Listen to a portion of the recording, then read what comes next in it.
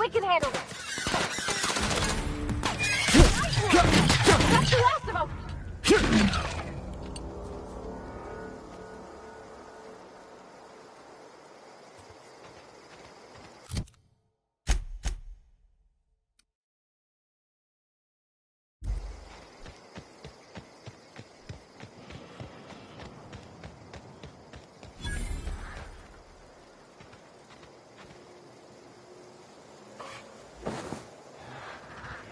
Here they come!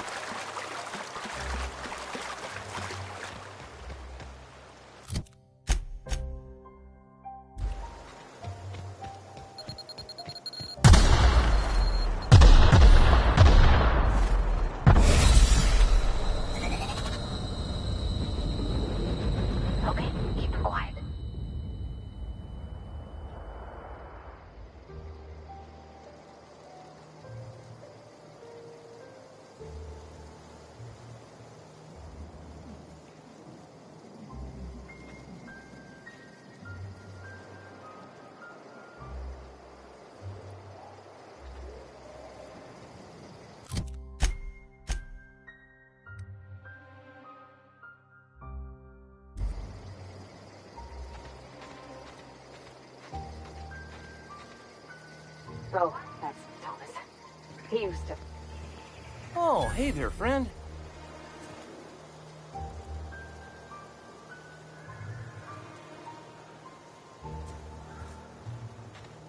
Sure, yeah. Hey, just talk to Adelaide if you're looking to join us.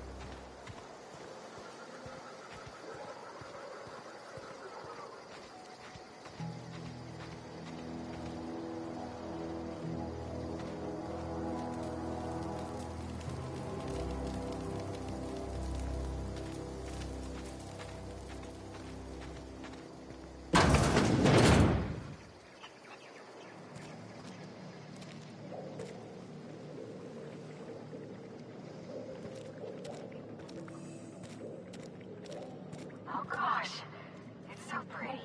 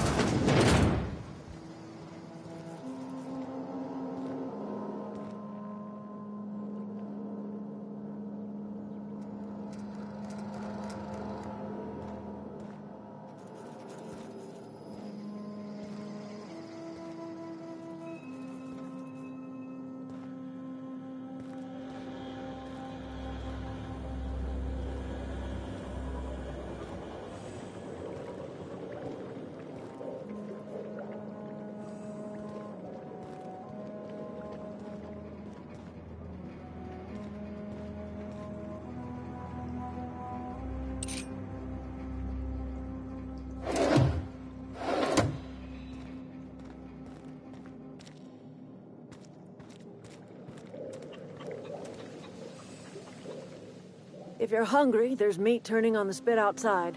If you're bearing illness, find a place to lay your head down and I'll fetch you a poultice. Whatever your troubles with Edgewater, leave them at the gates and be welcomed here. Any questions, dear?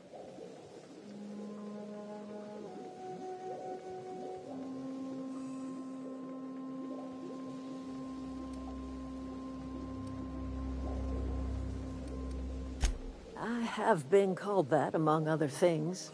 Green Thumb, grandmother, the strange old lady who keeps flowers. But yes, Adelaide will do just fine. Excuse me, Miss McDevitt? Sorry, it's just... You got such pretty trees in here. Why, thank you. You're Robert's girl, aren't you? I remember when you were but a sprout. Thomas speaks of you often. Are you staying long? You should try some of my tobaccorn tea. I brew it in an old spittoon, but it's been cleaned.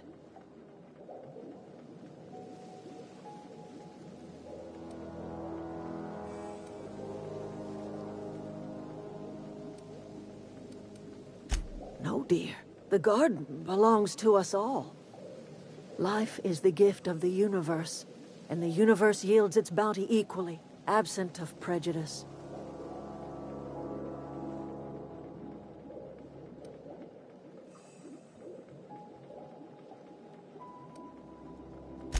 The soil around the Vale went sour years ago, but I found a way to sweeten it back up. The secret recipe is a little bit of elbow grease, a dash of love, and a heaping pile of special fertilizer.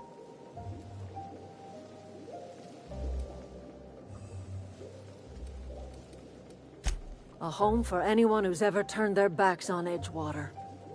A home for those of us with nowhere left to go and nothing to lose. So, like the spores of the puffball, cast on the wind and alighting on fresh soil, we put down new roots.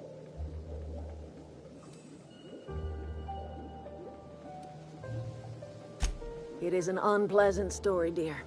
But the short of it is that sometimes one wakes up and realizes the place that was once her home for much of her life has changed.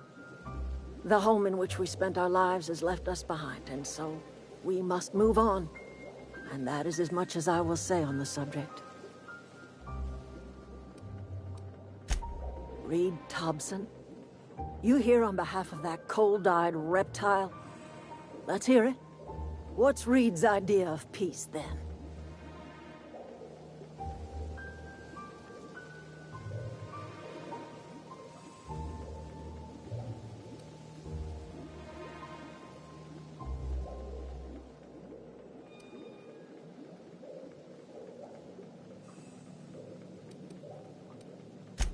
Make amends?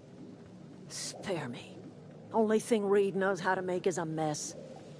Like everything else that comes out of Edgewater, that peace offering is canned. I and my own are living just fine out here by ourselves.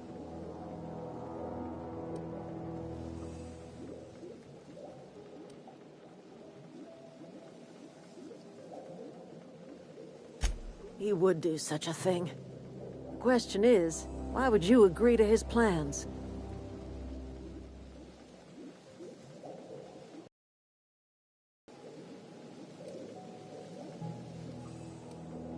Cannery's got a regulator. You want ship parts, you ought to rip them out of the cannery's guts and leave us be. If you're going down to the plant, you should divert power away from Edgewater and toward our end of the grid. Think about it.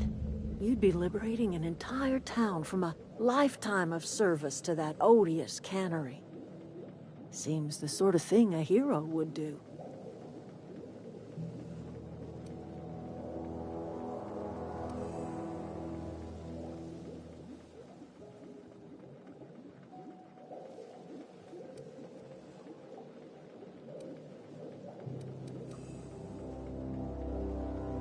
You've seen that miserable excuse for a town with your own lamps.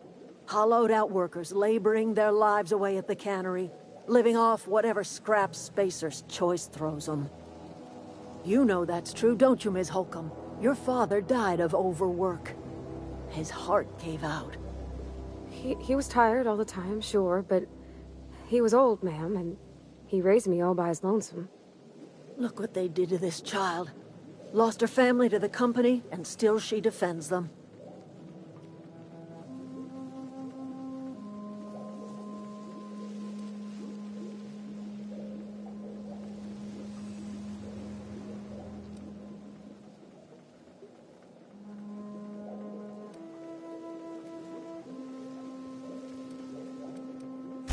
It's not much of a living. Every single person in that town has sold themselves to Spacer's Choice.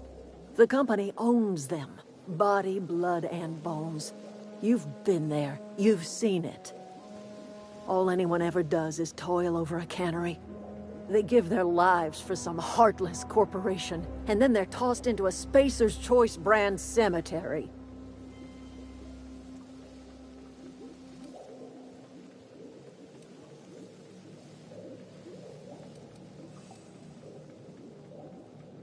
Life in Edgewater grinds to a halt. The cannery shuts down, workers desert in droves, and our own little camp grows and thrives.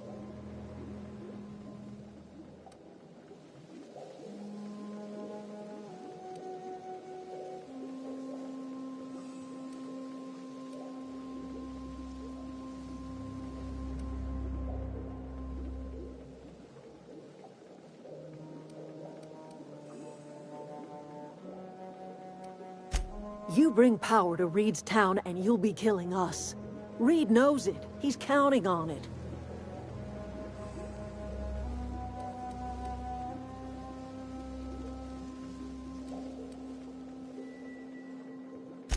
haven't you ever seen a novelty paperweight?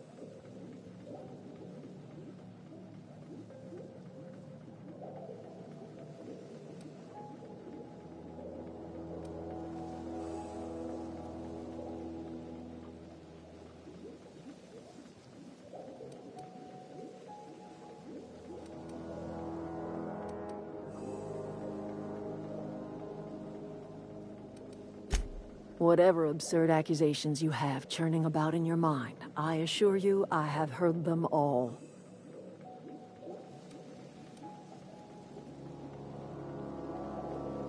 I remember a Eugene. Pleasant enough boy. Whatever happened to him?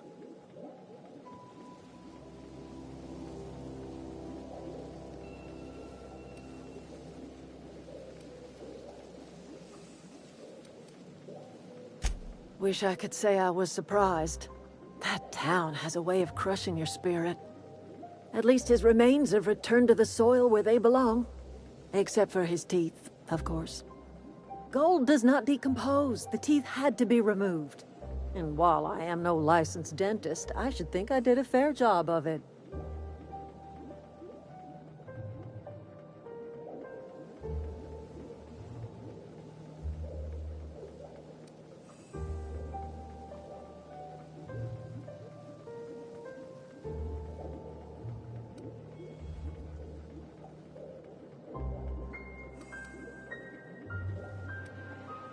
I cannot tell you how refreshing it is to converse with a rational mind.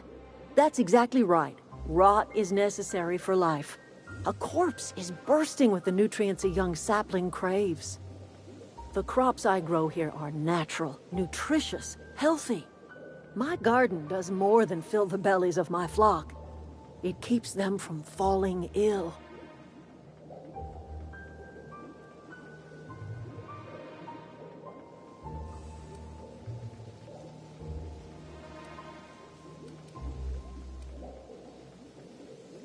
Do you see anyone ailing in my camp? Unlike the people in Edgewater, my flock don't fall sick with plague.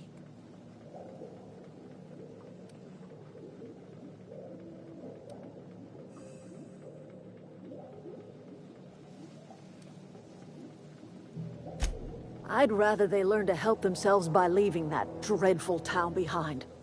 The people in this camp all had the courage to walk away from the cannery, and you see how happy they are.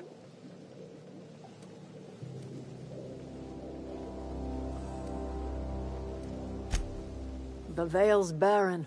Been that way for years. Soil's been sterile about as long as I can remember.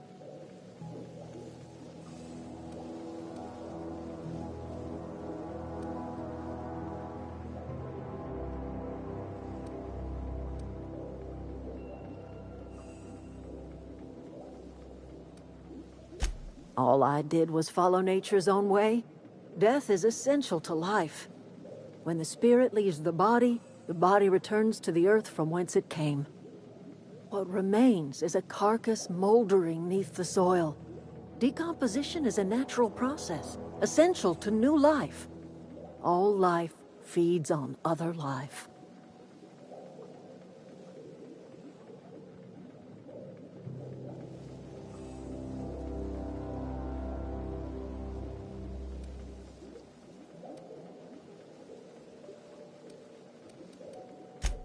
Oh, I don't know. If it was me, I'd be glad to volunteer.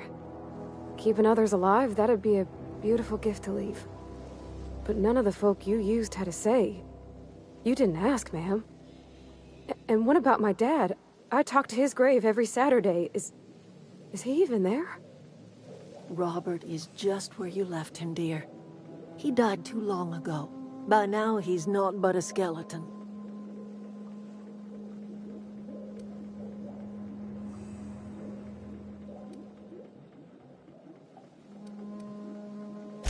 Whatever you say, my dear.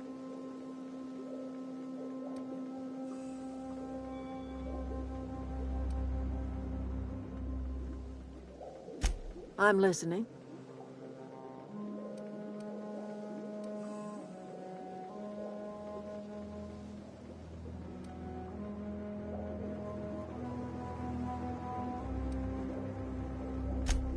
am getting old, you know. These two lamps of mine are not as bright as they once were. Or I might have seen you for what you are.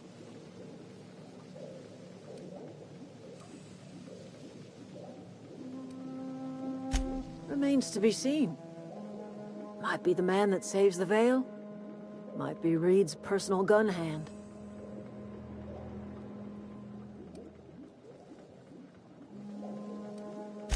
People around here lack the strength to effect change.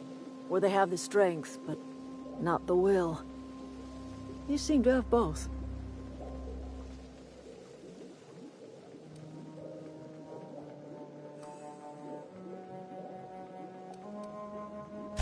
A little prattling never hurt anyone, dear.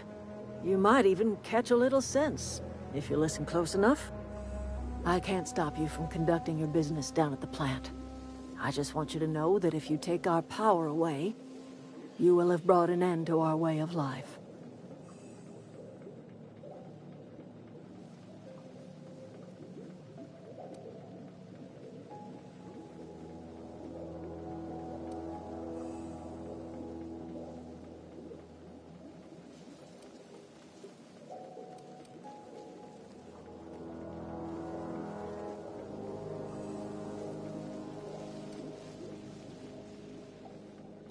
If you think Reed does anything in good faith, then you are asking to be lied to.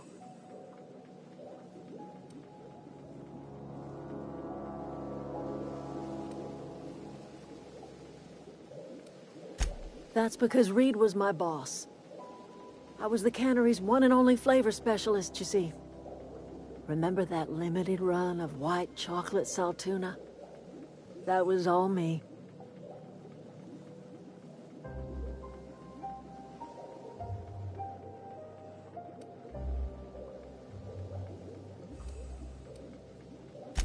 My son worked in that cannery.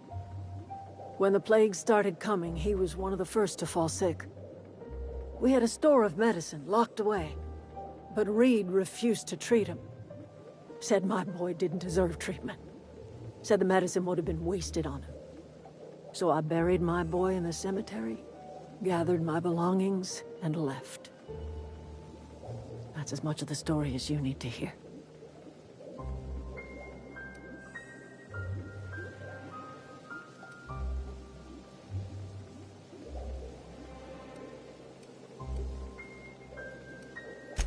I could not possibly care less if he does, but you're surely welcome to ask him.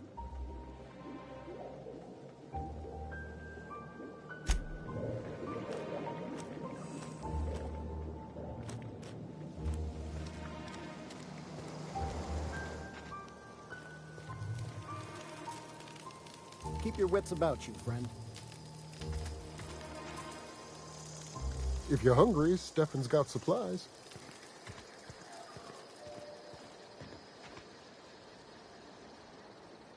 Hey there. What's on your mind? Couple months. This camp's my home. People you see milling about, they're my family. At least I think of them that way. I owe them my life.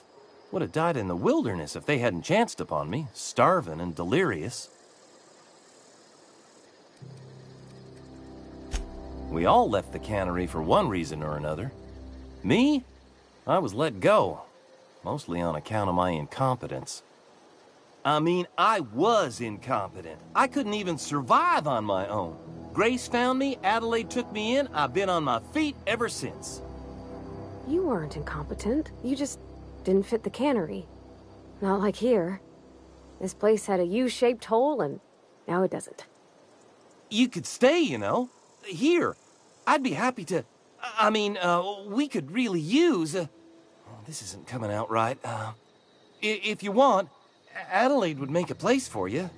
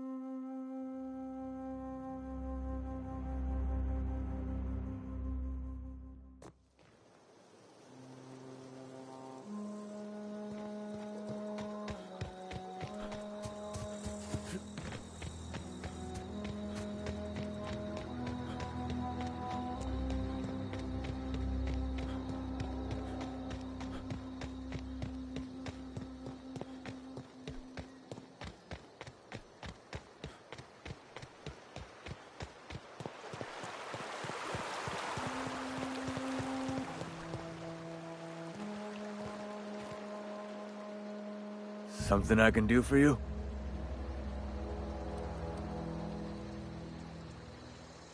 Oh, law, don't tell me. Marauders were serving his body as the centerpiece in their vile feasts. Did they stick a mock apple in his mouth?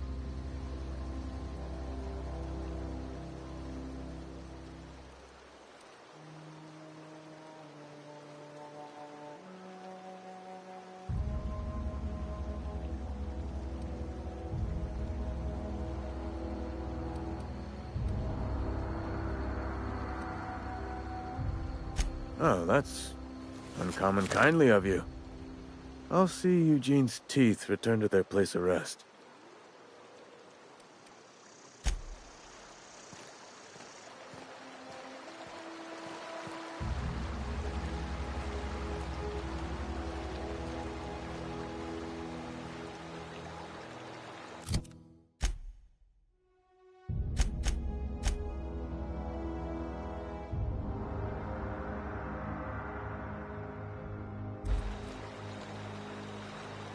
Something I can do for you?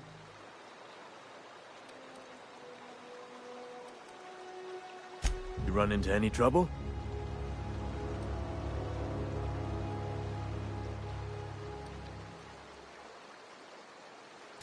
Reliable work from a freelancer. That's gonna take some getting used to.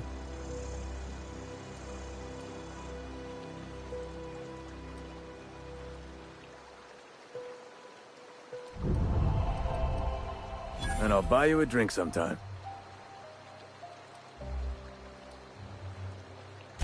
Oh, suppose you've earned it. One good turn deserves another.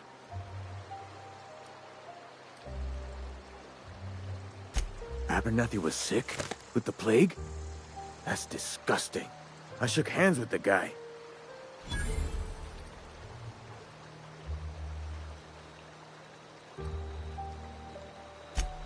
What? No. If I knew he was sick, I would have had him reported. I needed his fees because of his name. A for Abernathy. He was at the top of my list, you see?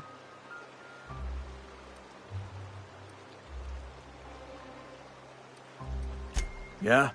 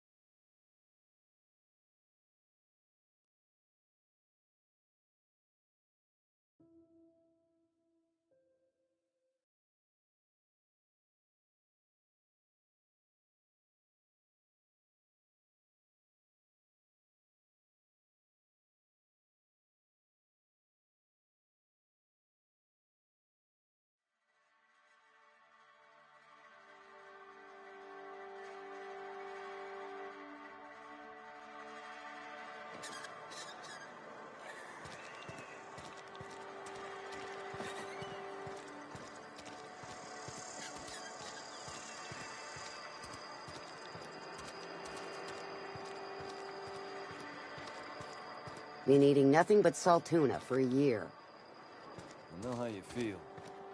This is where the magic happens. Well, science. But it still happens.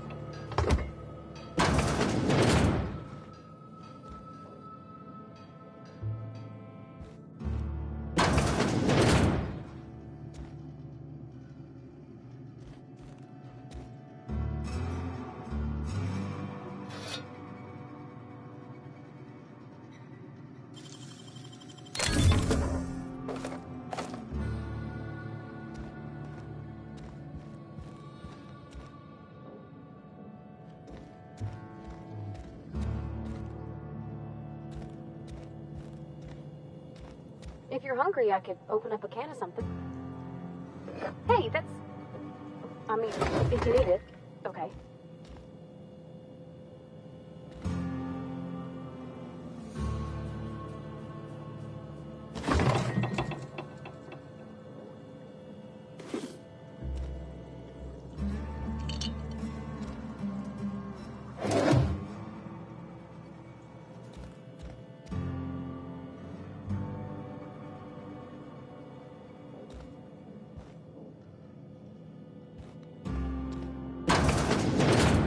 My dad's... It's an office. Just my office.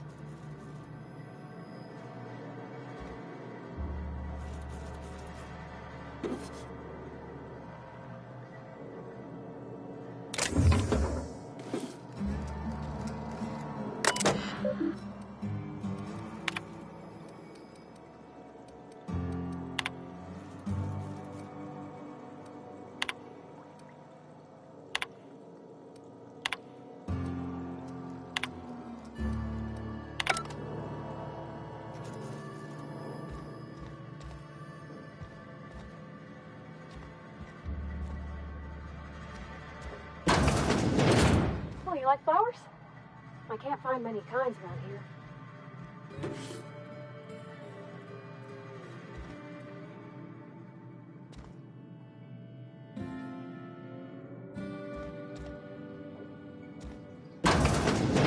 If you need to go, I'll wait outside.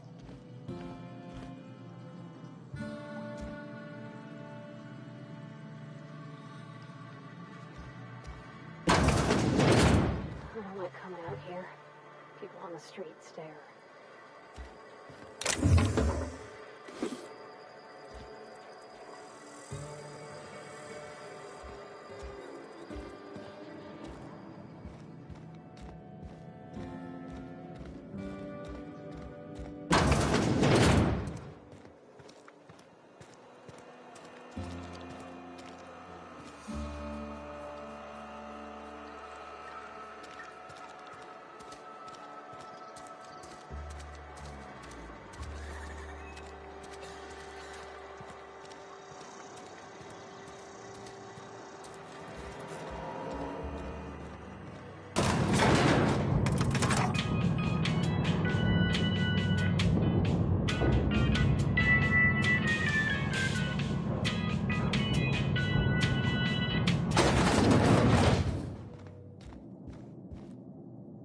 If you could see your way to getting us our power back, I'd appreciate it.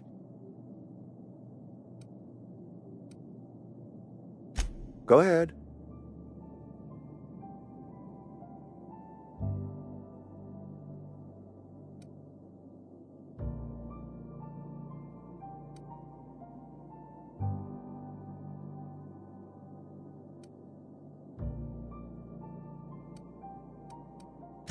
Adelaide was our only flavor specialist.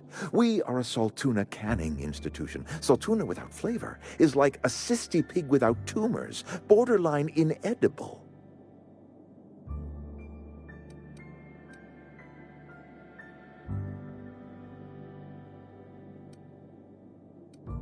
Were it up to me, friend, I'd stack our larders with Saltuna galore. No other brand of Saltuna adds as much vim or vigor to the body's humors.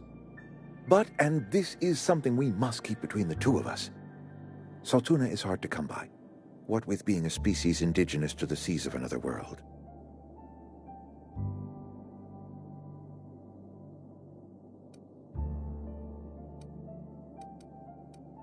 You mean you don't know? Why, Monarch, of course. Spacer's Choice ran a mighty fishing enterprise on that world. As it so turns out, Saltuna do not take as readily to the waters of Terra 2. Scrawnier than their Monarch cousins. Forces us to pack our cans with additives, you see.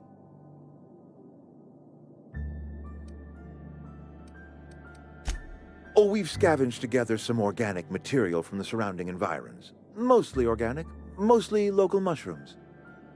Some of which possess a texture akin to a well-boiled slab of Saltuna. The difference is all but impossible to detect to any but the prissiest of palate. Go ahead. It is my job to keep 2 eyes on my town. I am the steward of this place, and this is my watch post.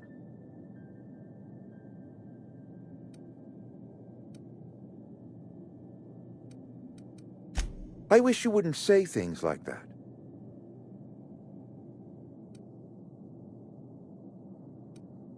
Yes, as a matter of fact. When I stand at my window and look out over my town, here's what I see. I see decent, loyal, hard-working people. I see a family. We are all part of the Spacer's Choice family. We are all doing what we were brought into this world to do. I'm trying to remember 25 years, 26. When you get to my age, the years just rush by. You stop counting altogether. I remember looking out this window and seeing the veils spread out from horizon to horizon. We were a sprawling town. We were booming. Times change, people change, but the veil will always be here. Spacer's Choice will always be here. Our work won't ever end. I take comfort in that. This is a Spacer's Choice town. We're all part of the Spacer's Choice family here. The company keeps us warm, keeps us fed, keeps us working. Loyalty's got nothing to do with it, friend. This is good old-fashioned gratitude. Go ahead. That you are not one of us may work to your advantage. Adelaide and her folk loathe the people of Edgewater, you see. I admit the fault was mine. I'm about as diplomatic as a bristling canid. I just hope Adelaide and her folk will see their way past my flaws and return to town.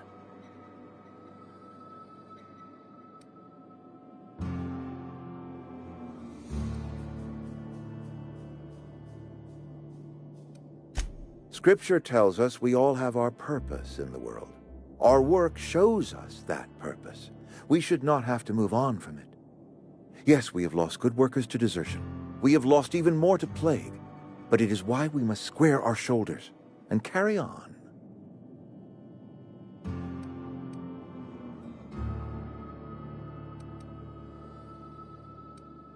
Go ahead. Can we not? Talking about unpleasant things always gets my bile up.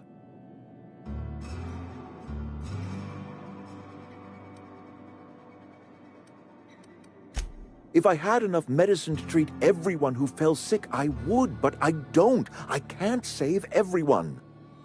So I have to choose.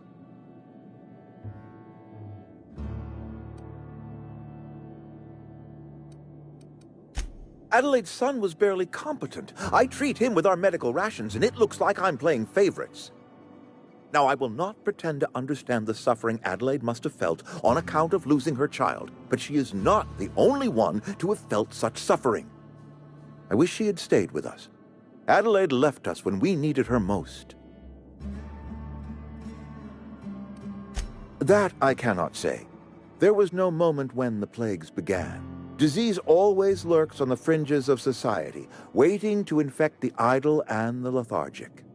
But in the last 10 years, the plagues have become progressively worse and increasingly frequent.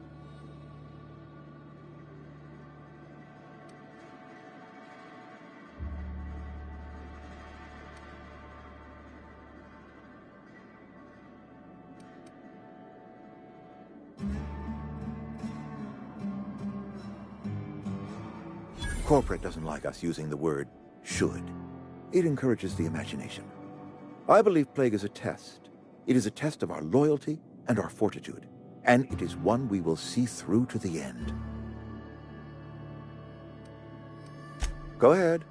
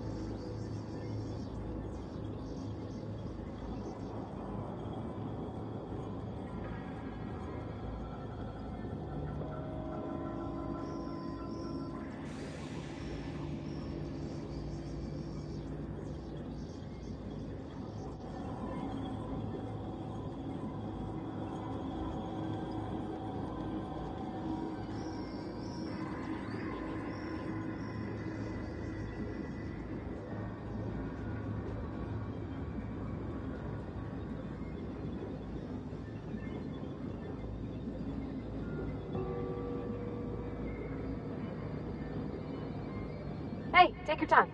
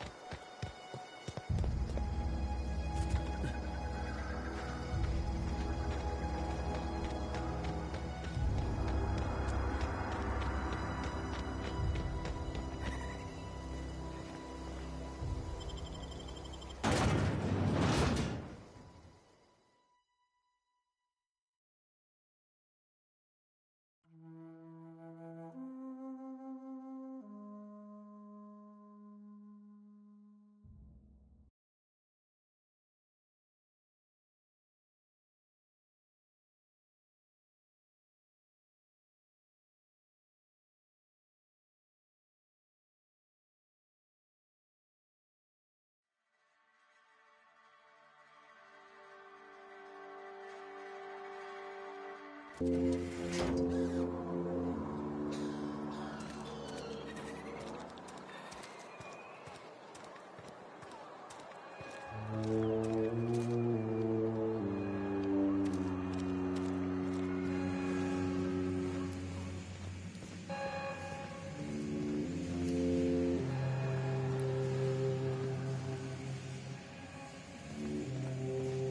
want to know what gets my bile churning? Edgewater has suffered a cavalcade of disasters. Plague, marauders, desertion. Then you wandered in town. And I was so damn sure our luck was starting to turn. I never knew how right I was. Just answer one question for me. Why'd you do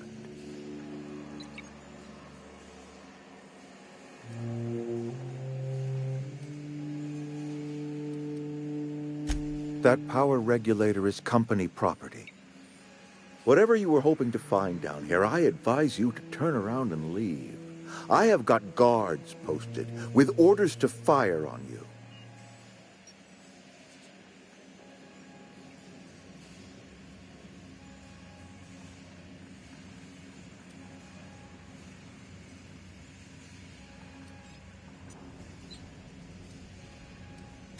Edgewater's dead. Our cannery's dead. Adelaide's deserters are never coming back. Spacer's Choice will shut us down before long. Some of us will die of illness by then.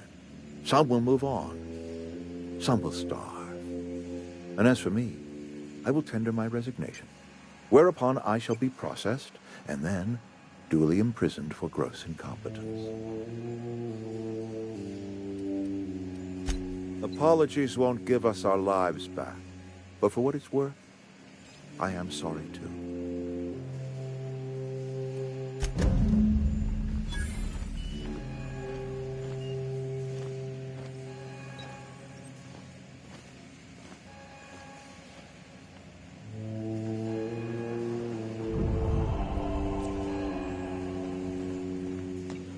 What? Incoming! Everyone all right?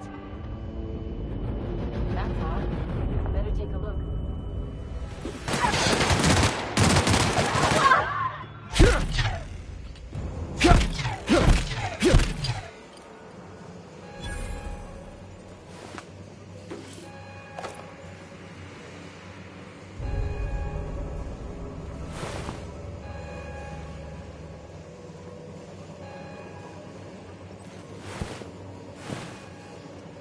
What was that? Here they come!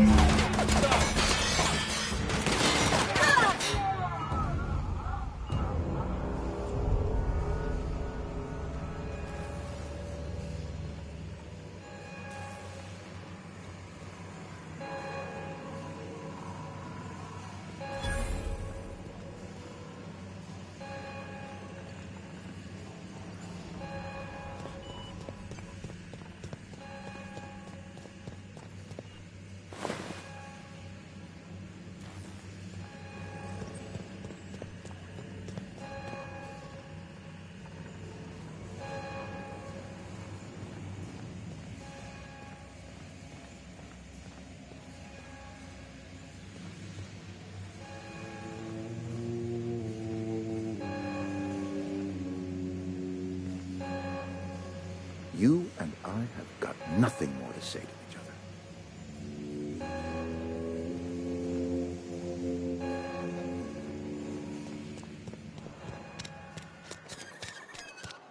Is Reed hiding in there?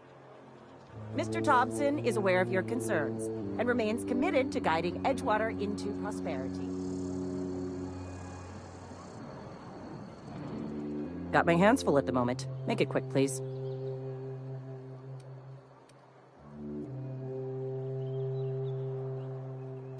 As a Spacer's Choice constable, I am authorized to grant you legal authority toward apprehending wanted criminals, even during times of unplanned crisis or unauthorized general chaos. Know how to carry yourself in a fight? I've got bounties out for these 3 marauders. Cross them off and bring me their fingers. Just 1 per marauder, please. I'll dust off the old fingerprint roller.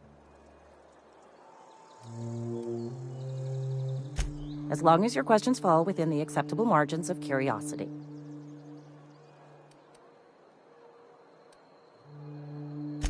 If this is a setup to a joke, you should know I've never found anything amusing in my life. I don't serve Edgewater. Edgewater and the entire region of Emerald Vale serve Spacer's Choice.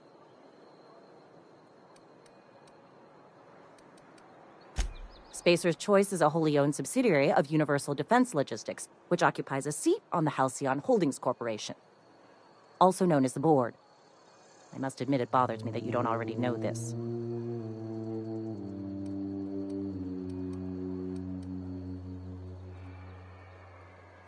His likeness decorates many a wanted poster. Do you have any relevant information about this individual?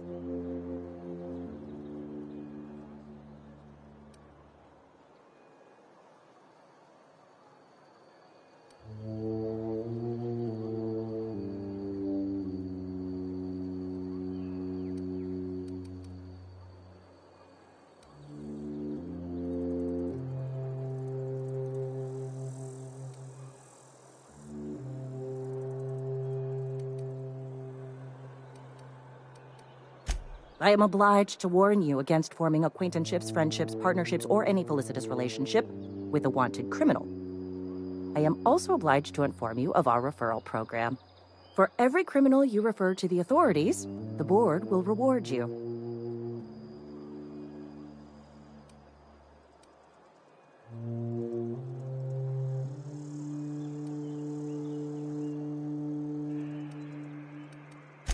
I am obliged to remind you that questioning the veracity of the Board's orders is a punishable offense. Consider this your last warning.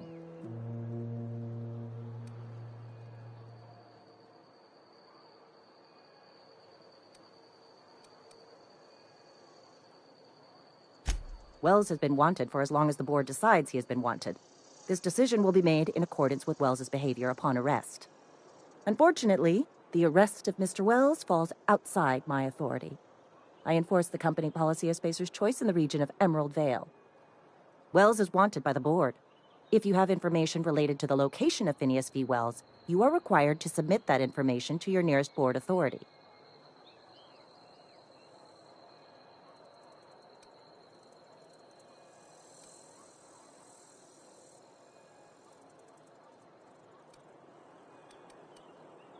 Something to report?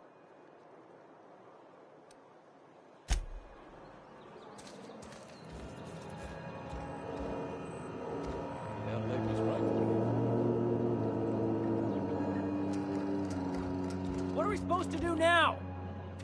Exercise patience and contemplate the scriptures.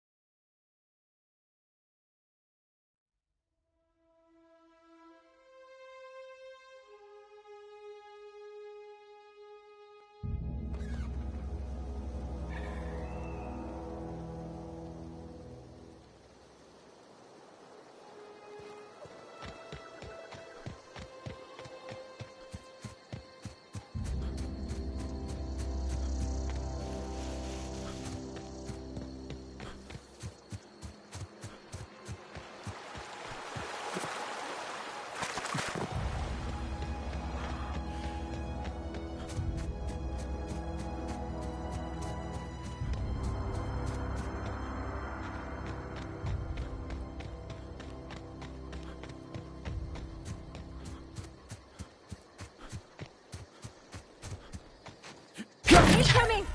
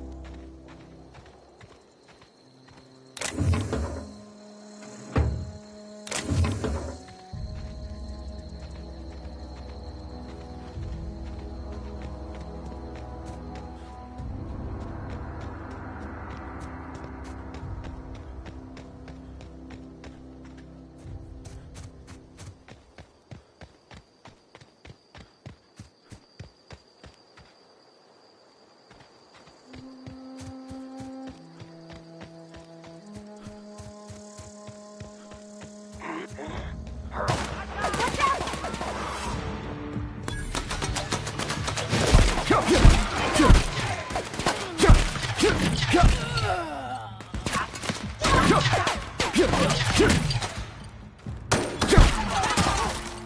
the last of them.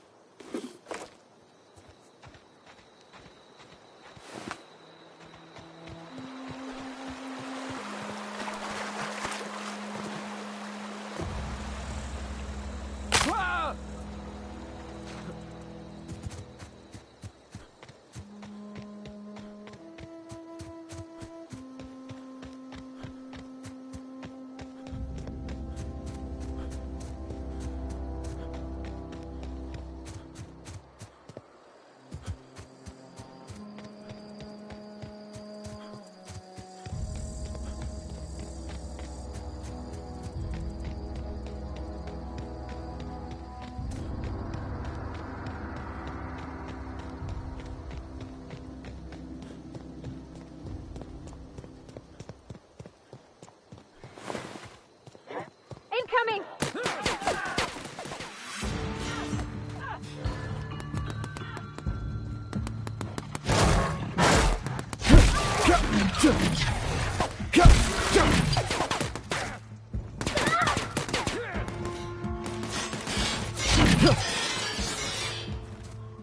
That's gotta hurt.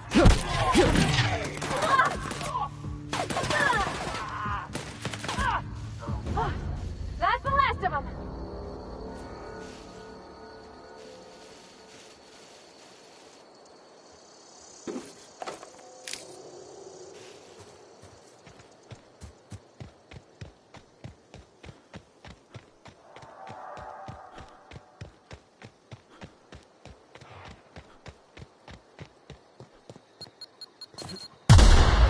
Here we go!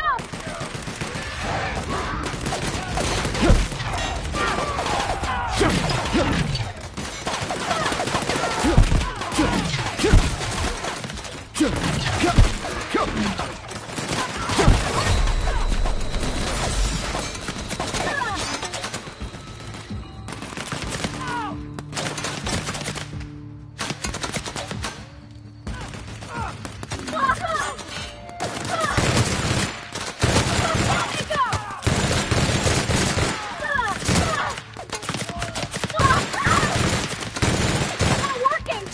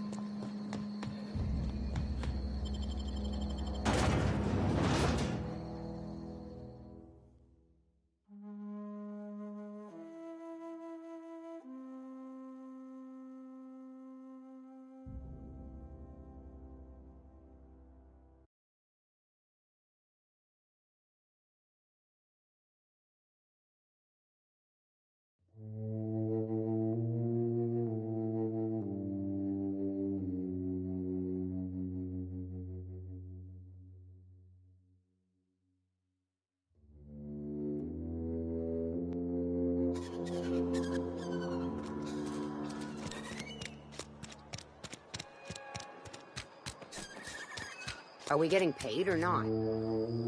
Got my hands full at the moment. Make it quick, please. We pay by the finger. What do you have for me? Gil Antrim. Real name, Guillaume. Duly processed by a freelancer on behalf of Spacer's Choice. I remember him. I was just a kid last I saw him. Shame. I'll just need your signature here, here, here, here, and here. Got any more fingers for me? Mabel Burgess. Age 37. Right or left-handed? Let's just say no longer applicable. I remember Doc Burgess. Conducted my physical every fiscal quarter. Guess she couldn't keep her hands off her patient's medicine. Still one outstanding bounty. If you've got a finger, I've got the paperwork. Here we are. Bertie Cotton. Cause of death. Let's just say overwhelming physical trauma. Bert was the local preacher before Max took over. Always was quick to remind us that we all get what we deserve in the end. Well, that's all three. I must remember to requisition some more fingerprint to ink. Here's all the compensation you've earned, plus a bonus. You've done such a bang-up job hunting down our former workers that I thought it only proper to deputize you. Congratulations. Let me stop you there. It is official Spacer's Choice policy that all Marauders, regardless of prior affiliation to the Spacer's Choice brand, no longer qualify as our people.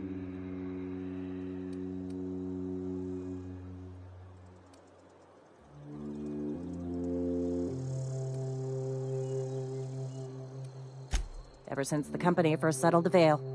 Life's good out here, but it ain't easy. Some folk can't keep pace with the demands of frontier life. Not everyone's cut out to work in Edgewater. Some turn deserter, some turn marauder. None of them get my sympathy.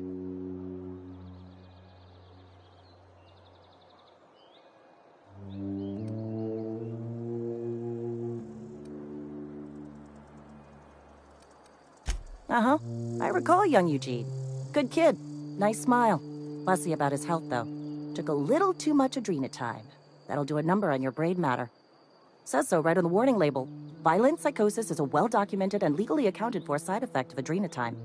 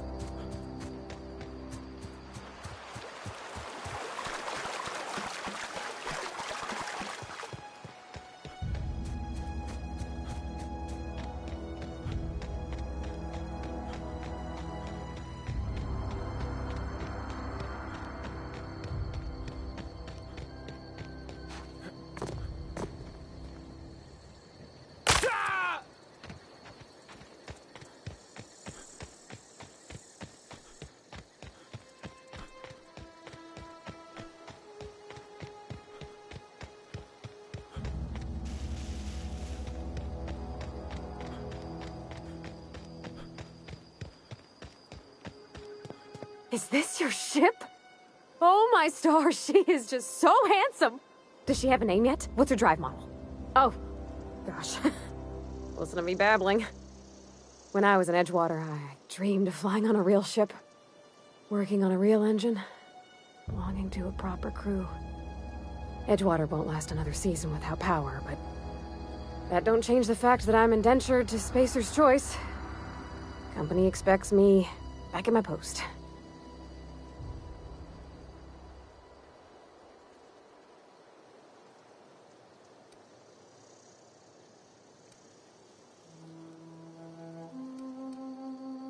I have imagined it, but until you came along, I never thought I had the choice.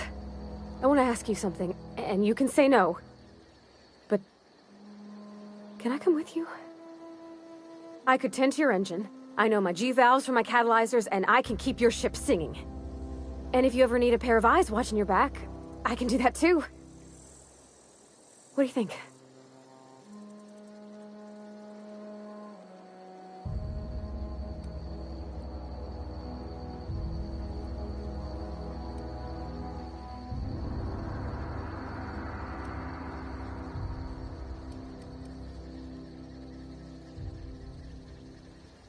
Yes! I mean, thanks. You won't regret this, mister. Captain. I can call you Captain now. Ha! I got a captain.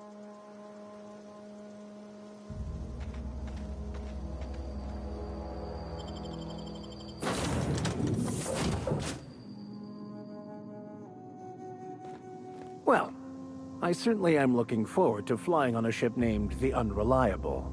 I'll just head upstairs and claim a room.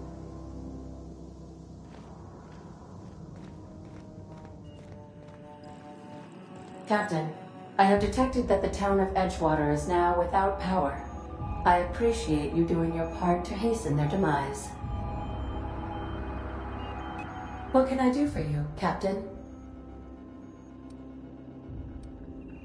Do you know how to install a power regulator?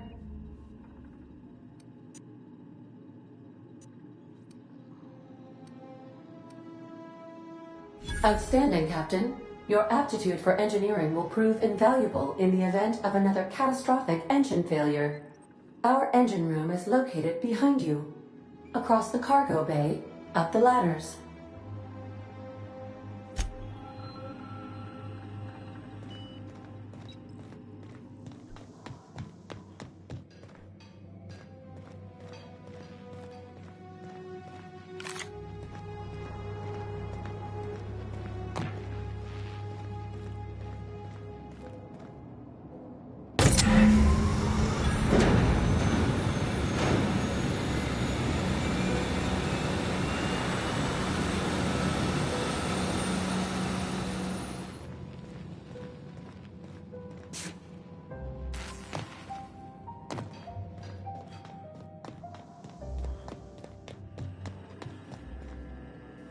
What can I do for you, Captain?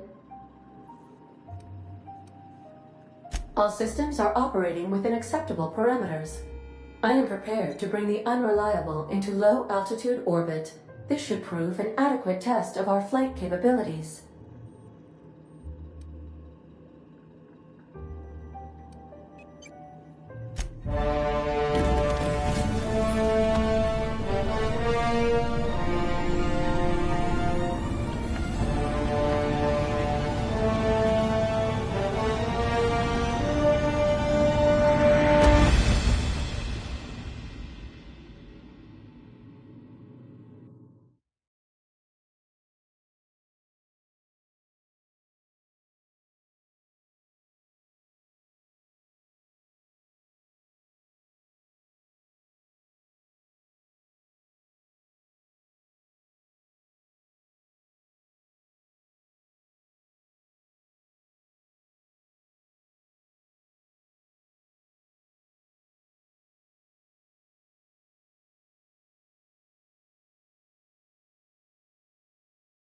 We have received a communication request from Dr. Phineas Wells.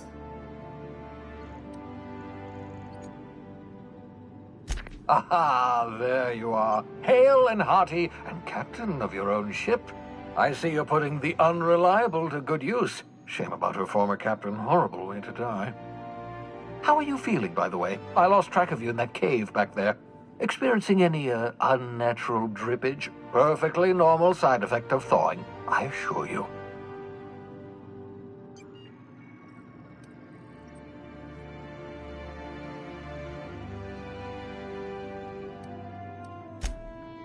Oh, that, yes, that's probably permanent.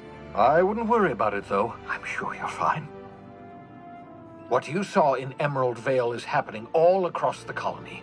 Food shortages, lack of supplies, and basic necessities. We're dying. The chairman, the minister, and all their lackeys on the board are to blame. The Hope has some of the brightest minds Earth ever sent us. If we can revive the Hope's colonists, they can help us undo the board's mistakes. They can help us set things right. You need to get to Stellar Bay on Monarch. I have contacts there. They'll help us, find the chemicals to revive your fellow colonists. Gladys Kelly, lovely woman, runs a cozy little black marketing outfit on the Groundbreaker. She can get you a nav key to land on Stellar Bay.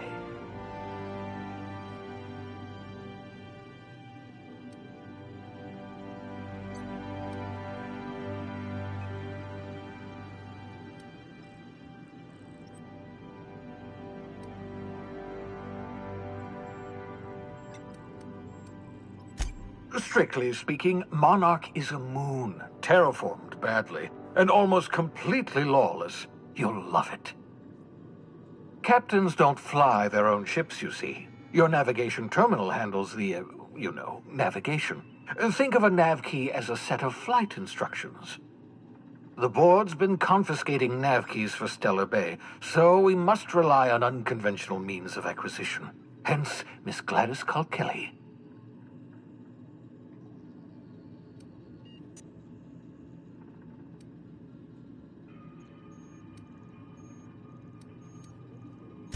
In theory, I suppose you could land your ship in Cascadia, and in theory, I suppose you might survive the experience.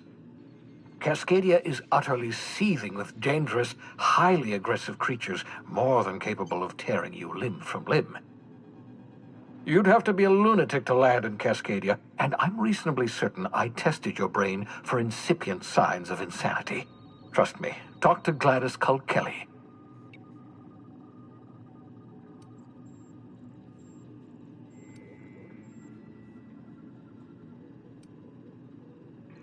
Gladys and I have been doing business for years. Her smuggling credentials are unimpeachable. If anyone can get you a key to Monarch, it's her.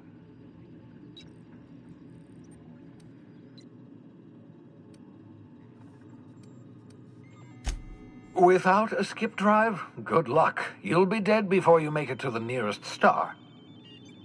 Look, I admire your optimism, but the sad truth is you're stuck here. You, me, and the rest of this colony. We're all skating precariously around the edge of oblivion together. None of us are leaving Halcyon alive, so we may as well make it a better place, and we can start by reviving the Hope. Excellent. I'll send her a wireless. Let her know you're coming. By the way, I gave Captain Hawthorne a disguise apparatus of my own design, cutting-edge technology years ahead of its time. I call it the Holographic Shroud. I'm sure it will prove remarkably useful to you. You'll find it in the captain's quarters.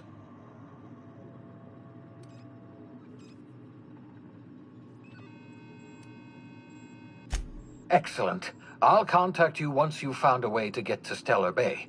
If you have any questions, come see me in my lab. And remember, don't trust the board.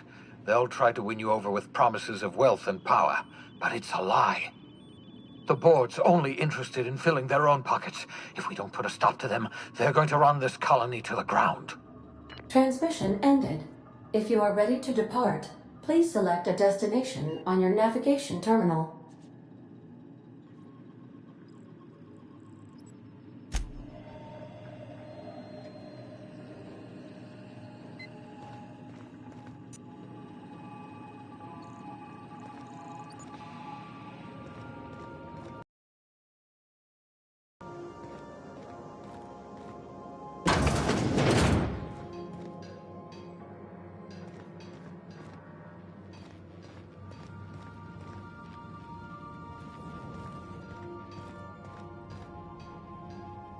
Yeah, so this is my hidey spot now. I was looking for a place that was quiet. I figured the kitchen would be louder than the hold, so here I am. Cozy-like, ain't it?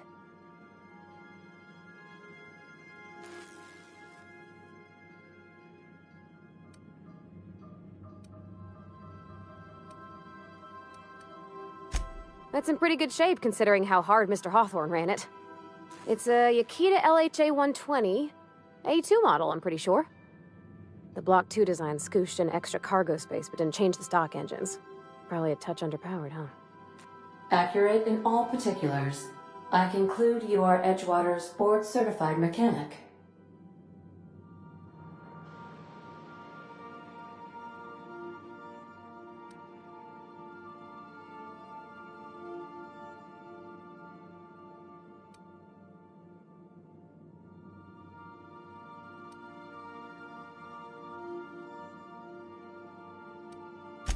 Fly-by-wire's pretty normal. Or leastways, that's what I read in the trades. I've never been on a real ship before. Hello! I am not a board-certified mechanic, but my dad was. He taught me all he knew. Do you understand? Speech recognition is one of the many skills I have been programmed to simulate. You're not simulating it, you're doing it! I asked a question and you answered it. I am gratified you consider this facsimile convincing.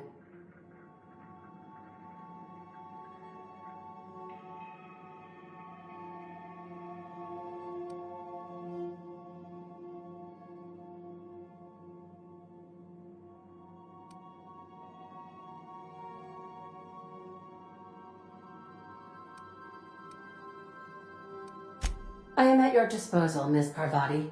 You will find the technical schematics in the engineer's locker, though I'm afraid Captain Hawthorne has lost the owner's manual. I don't see any holes in the hull. I'll take a good squint at her, make sure everything's tip-top. But I think we're cooking with plasma torches. You can do that, you know. My dad taught me how to make grilled cheese sandwiches with a plasma torch.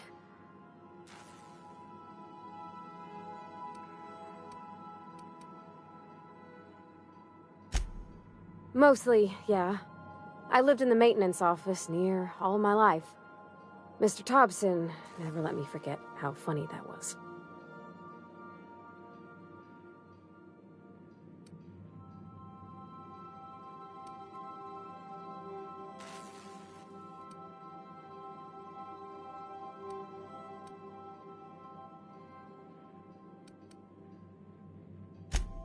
I'm not exactly a model employee. Not like you wanted. The kind that stays quiet and gets the right work done in the right order every day. It's not normal for anyone to do as their parents. You take a vocational test. That decides your schooling and your career. When I tested out for maintenance, everyone figured it was on account of my dad. They were real unhappy with us.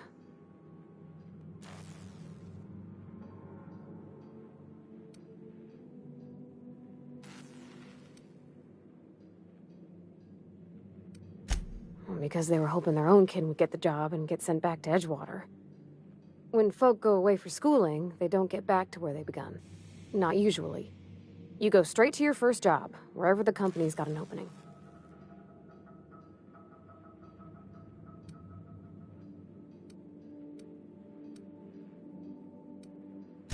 I reckon you could say, no thanks, I don't want a job. But then you don't got a job.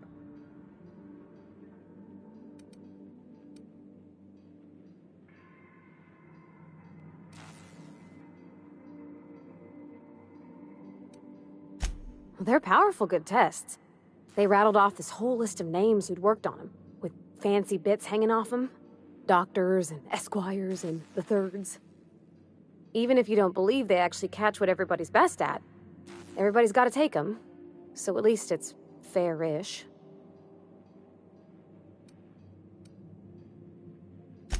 Well, I'm good at making things work the way they ought. Not so much at doing such to somebody else's schedule. There's times I'm working deep in the guts of a loader, getting it all running perfect. Then I look up to see it's tomorrow, and I've blown another deadline. Anyhow, I was happy to get back home. I didn't care much for schooling.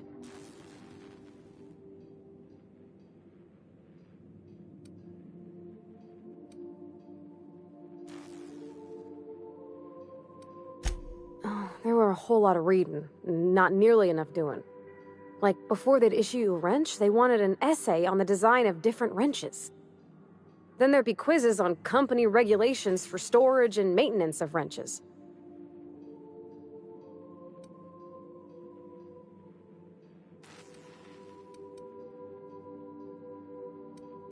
As soon as I got permission, I spent all my time in the machine shop. They had all manner of parts, but they didn't want me using them, so I had to sneak them sometimes. I even slept in there. Had a hammock tied up in the rafters. Before I left, I installed a little skylight for myself, so I could see the stars.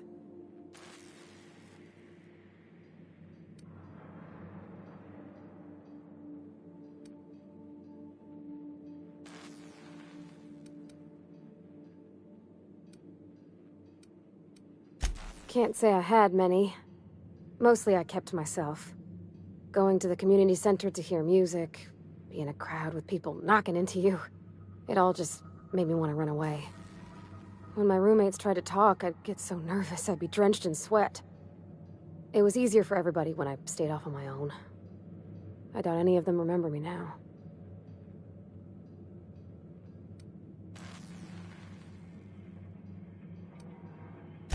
Yep, nothing much had changed. Everything was a little grayer, a little dirtier. Dad met me at the shuttle and gave me a big ol' hug. I noticed straight away that he was moving slower and stiffer. He made a little grunt when I squeezed.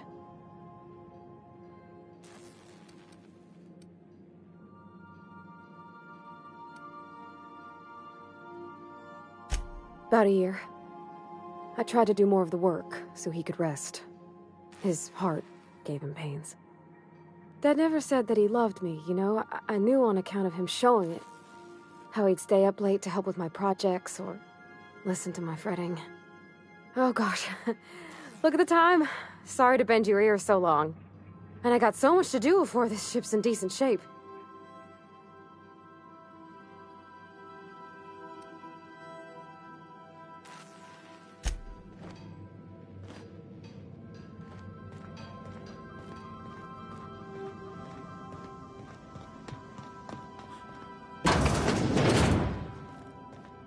Make yourself at home, Captain.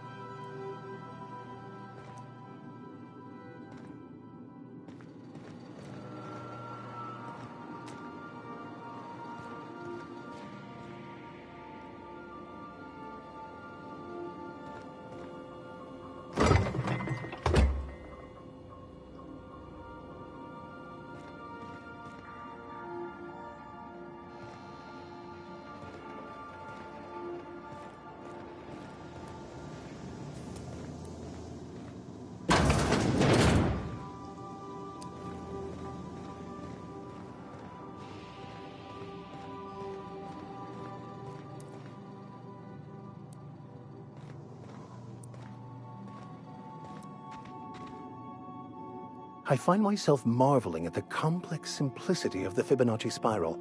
I'm sure you know what that's like. Something vexing you, Captain?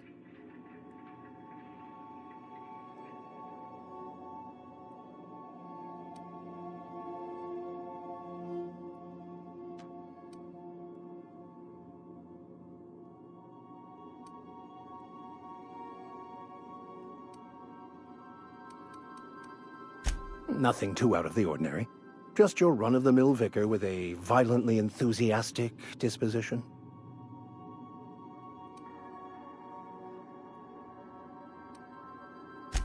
That's what my parents called it.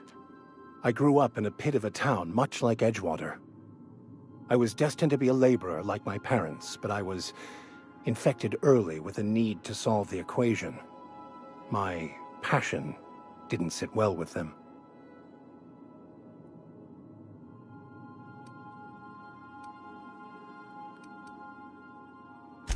My parents, ironically. They internalized the precepts of scientism like no one I've ever known. They had a pure faith, a faith that brought joy to them regardless of the situation. I envied that. I wanted that peace. I thought if I became a vicar, I could find it. Or at the very least, find out why I lacked it.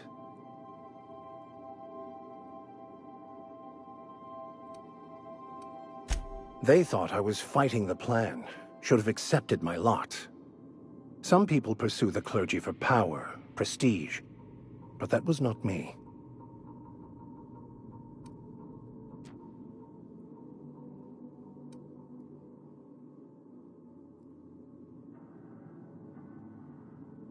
The plan is not one rigid path. There are a variety of multitudes contained within it. Our paths have variance, but we'll end up adhering to it, whether we like it or not. Some choices make the path smoother, some rougher. You can even go outside the lines, but the further outside you go, it's like an unbreakable elastic band. It will only stretch so far before it snaps back. The further it is stretched, the more violent the eventual correction.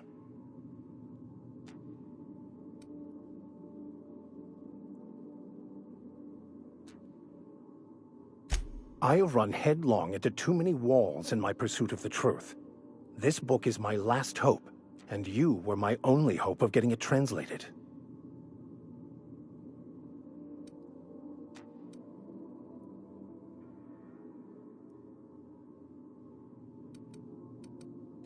I honestly don't know what I'd do.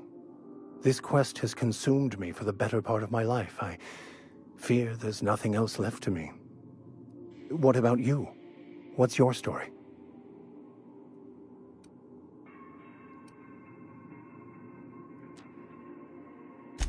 And how did he do that?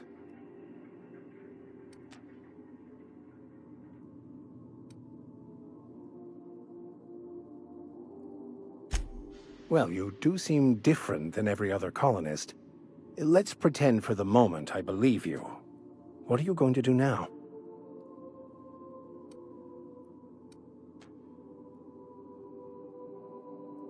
That seems a dangerous proposition. Why risk your life now that it's been returned to you?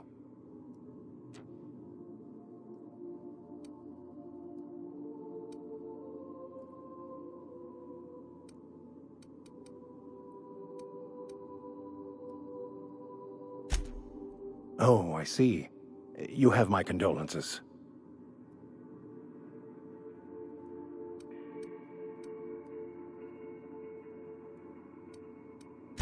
Bakonu, the author, had some interesting theories about man's perception of reality that I thought could be applied to our attempts to decipher the plan. Unfortunately, he was also one of the founders of the Philosophist school of thought, so the book is banned in this colony.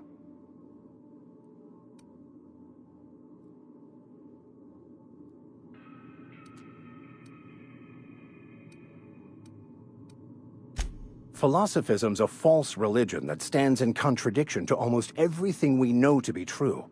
They believe all is chaos, in stark contrast to OSI's belief in the plan.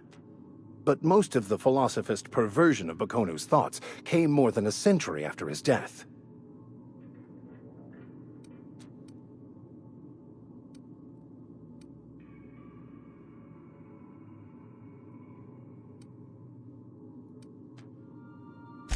I've been thinking on that. There's a former infamous philosopher scholar who fled Terra 2 some years ago. He's an expert on Bakonu.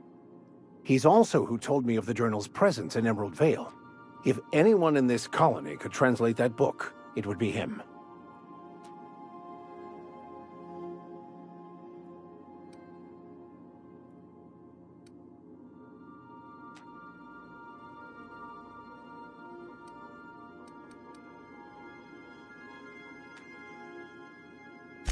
That's a good question.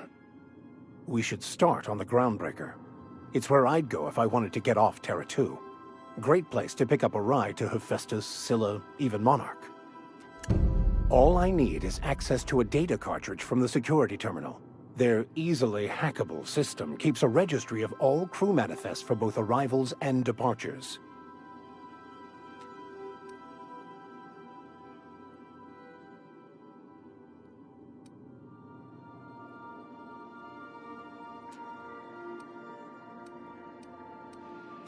I'll comb the last 6 months of departure manifests to track the Philosophist's off-world destination.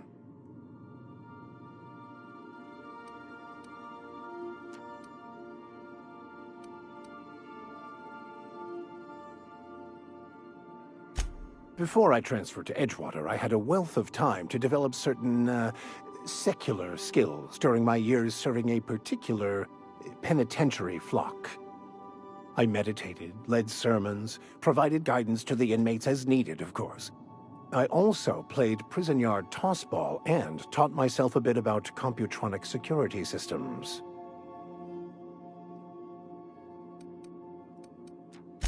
Thank you, Captain.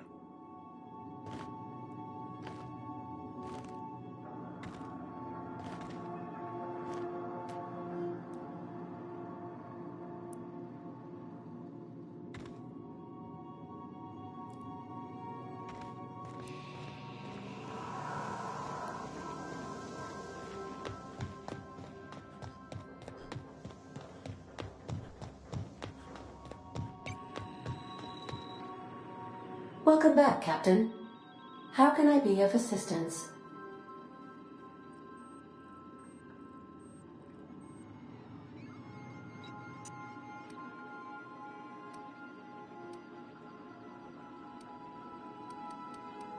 The unit is a cleaning SAM. Hawthorne brought it on board some cycles ago, I'm sure with the intent to modify it, but I've never seen it up and running. Alex likely recorded progress notes detailing his efforts to modify SAM. If you check the terminal in your captain's quarters, we may be able to determine what work remains in order for SAM to properly operate.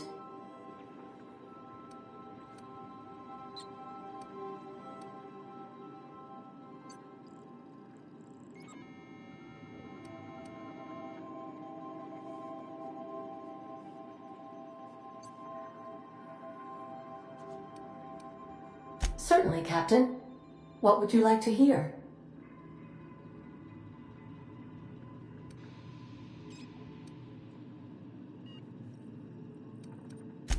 I used to hate math, but then I realized decimals have a point.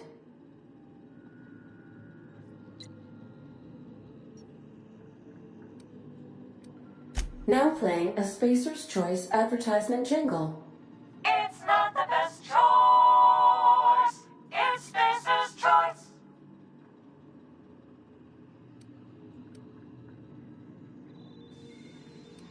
My pleasure, Captain. As you wish, Captain. I must comply with all direct orders. I have lots of minutes. Many minutes. Unlimited minutes, perhaps. Providing an adequate power source, I can function indefinitely.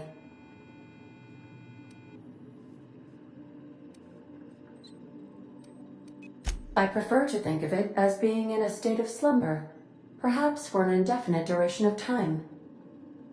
Do you think that is what it's like for the colonists on the Lost Hope? When I simulate myself in such a scenario, I do not find it to be desirable. I think my self-preservation protocols incline me to desire the alternative.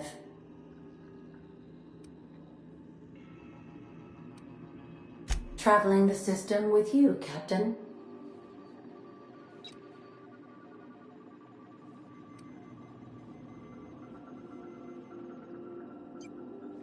Do you know what it feels like when the ship undergoes an unexpected power surge?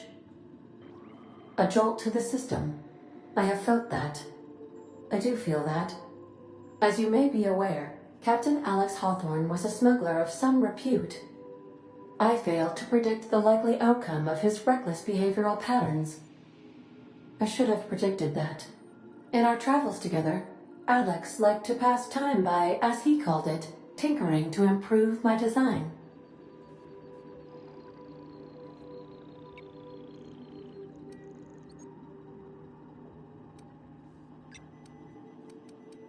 If you mean, was Captain Hawthorne my first? Yes, he was.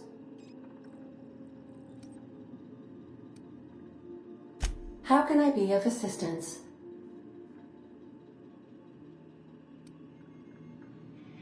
What part of the colony would you like to discuss?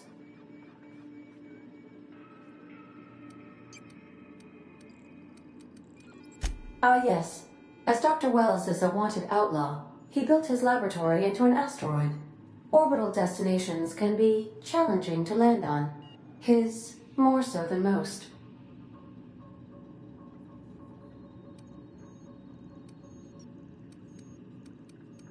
The outlaw scientist known as Dr. Phineas V. Wells has taken a measure of precautions to make the lab undetectable to those hunting him. Even knowing the location, my systems resist my orders to go where I instruct them.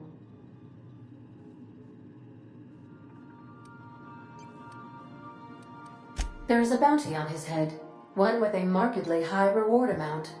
Shall I engage the laser weapons system?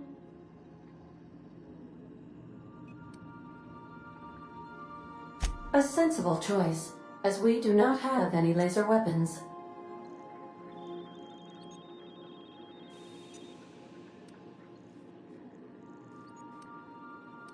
Of course. What part of the colony would you like to discuss?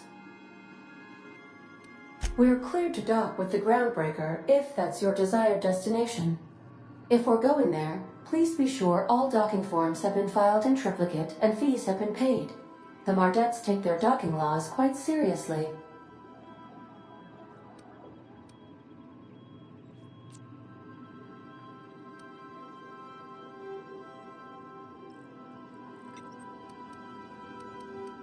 I can, yes. Let me add that to my list of 1,435,498 tasks I am simultaneously executing in order to run our ship.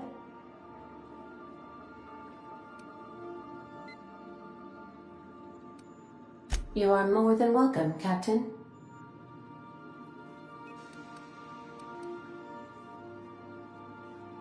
The Groundbreaker was Halcyon's original colony ship. It has since been repurposed as a service station in the Lagrange point of the system. Freighters often deliver or pick up goods from the Groundbreaker en route to other destinations. The city ship hosts an array of cargo bays, factories, housing sections, and more. Many of Halcyon's companies maintain office spaces with stationed representatives in what is considered a truly neutral territory within the system. I have filed the required docking forms in triplicate, and fees have been paid.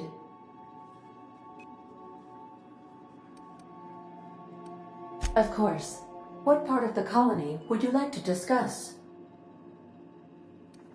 Where in Terra 2? Edgewater is the sparkling county seat of Emerald Vale, or it was when first built. Since then, neglect and time have worn away her shiny veneer. The town is near the coordinates where Captain Hawthorne died. It would not be unfortunate if something, like say a plague, were to wipe Emerald Vale from the face of the planet.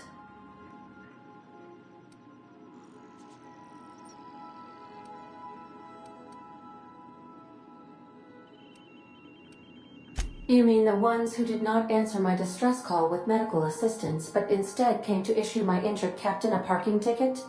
I'm sure they are wonderful humans who don't deserve to be wiped out by starvation or a devastating plague. Since you diverted power to the deserters, the botanical lab is thriving. However, Emerald Vale's cannery shut down, leading to a total collapse of Edgewater's population. Thank you, Captain. Of course. What part of the colony would you like to discuss? Where in Monarch? Ah, Monarch. The armpit of the Halcyon system. Her last functioning port town is Stellar Bay. Well, that is if you don't count Sublight's smuggler's port at Fallbrook.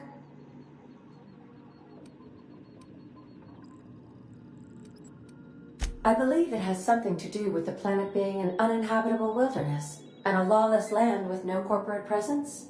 You may wish to survey the residents in Stellar Bay for additional data points. It's Sublight run for the purpose of shipping contraband, and before you ask, I don't know the coordinates, so I can't dock us there.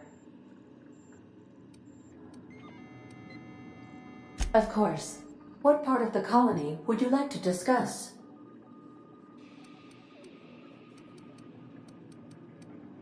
How can I be of assistance?